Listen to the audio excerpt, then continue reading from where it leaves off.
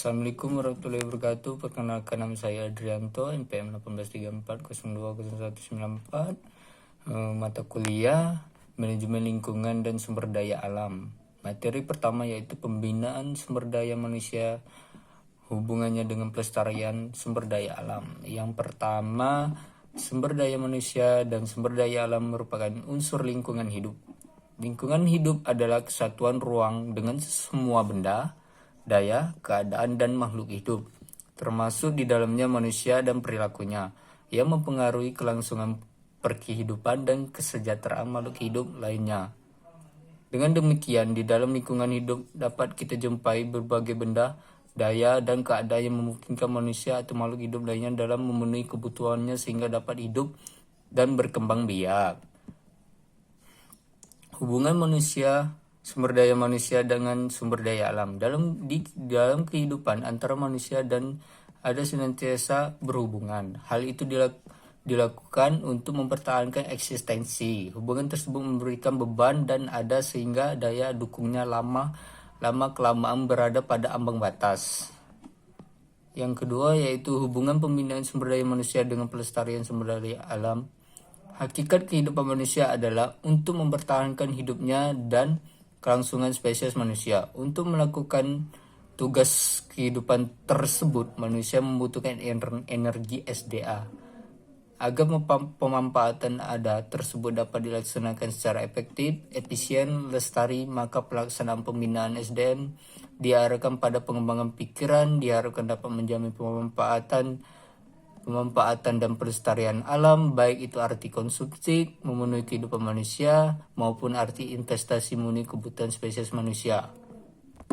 Yang ketiga, pembinaan sumber daya manusia melalui jalur pendidikan formal. Dalam rangka pembinaan ada SDM hubungannya dengan pelestarian sumber daya alam. Jalur pendidikan formal dari sekolah tingkat dasar sampai tingkat perguruan tinggi merupakan tempat yang strategis untuk melaksanakan usaha-usaha yang bersifat edukatif. Pembinaan SDM dalam hubungannya dengan pelestarian ada melalui jalur pendidikan formal, disampaikan bersama-sama dengan pendidikan kependudukan yang sering disebut dengan pendidikan kependudukan dan lingkungan hidup (PKLH).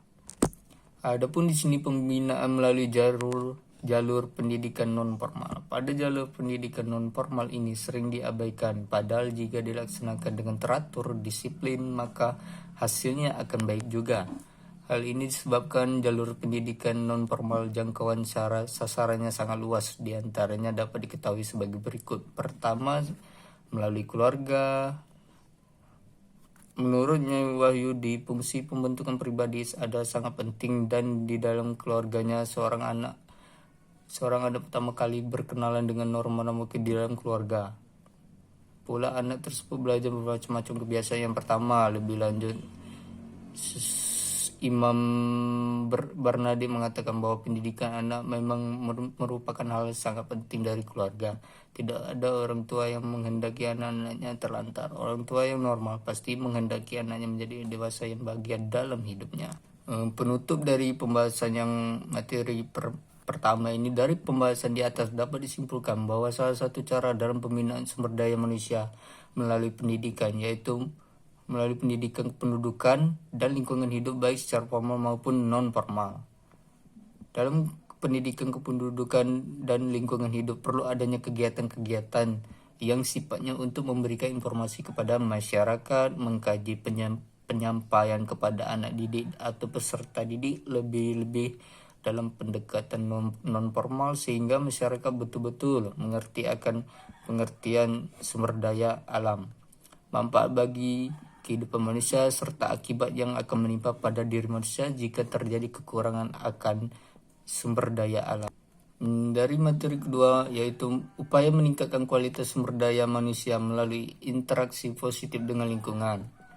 Yang pertama, manusia sebagai komponen lingkungan. Apabila diperbandingkan keragaman dan jumlah antara spesies manusia di satu pihak dengan tumbuhan dan hewan di pihak lain, maka segera tampak betapa kecil dan sedikitnya spesies manusia di bumi ini. Namun demikian, apabila perbandingan didasarkan atas potensi dalam mengubah lingkungan bumi, maka jelas manusia memiliki potensi yang jauh lebih besar.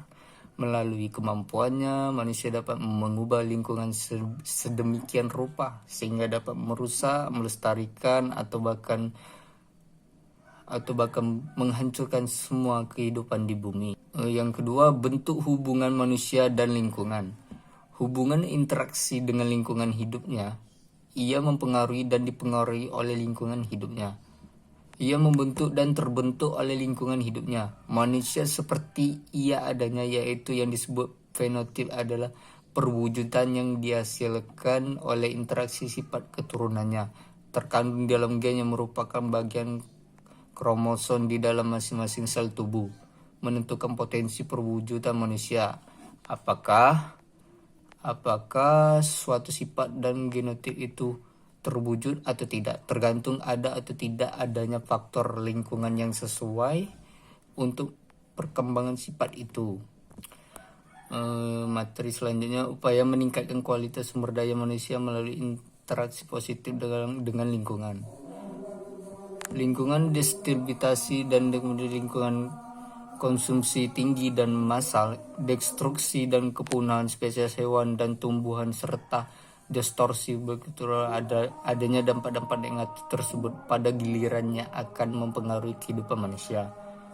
Hubungan antara manusia dan lingkungan dengan demikian bersifat sirkuler. Kegiatannya apakah sekedar bernapas atau membendung sungai, sedikit atau banyak akan mengubah lingkungannya. Perubahan lingkungan itu pada gilirannya akan mempengaruhi manusia. Pada garis besarnya, terdapat dua macam bentuk hubungan atau interaksi antara manusia dengan lingkungannya, yaitu interaksi yang bersifat positif dan negatif. Manusia yang berinteraksi positif adalah yang dapat mengubah lingkungannya, dan perubahan-perubahan yang dilakukan tersebut tetap menjaga kelangsungan fungsi serta keseimbangan ekosistem yang ada. Berkebalikan dengan interaksi yang bersifat positif, manusia yang berinteraksi negatif terhadap lingkungannya apabila perubahan-perubahannya baik yang fisik, biotik maupun sosiokultural melebihi nilai ambang batas daya dukung lingkungannya sehingga dapat mempengaruhi keseimbangan ekosistem. Interaksi negatif ini dapat dilakukan oleh siapa saja, apakah mereka yang berilmu pengetahuan tinggi maupun yang tidak berpengetahuan karena ketidaktahuannya. Kesimpulannya yaitu peningkatan sumber daya manusia diarahkan kepada penguasaan ilmu dan teknologi untuk mengelola sumber daya alam tanpa merusak keseimbangan ekosistemnya, dan bahkan mampu melaksanakan usaha-usaha konversi sumber daya alam tersebut. Dengan demikian, interaksi yang terjadi antara manusia Indonesia dengan lingkungannya adalah interaksi yang positif. Untuk dapat berinteraksi positif, maka manusia Indonesia harus belajar untuk mengenal dan mengetahui kedudukannya sebagai salah satu unsur pembentuk ekosistem baik secara pendidikan persekolahan maupun luar persekolahan.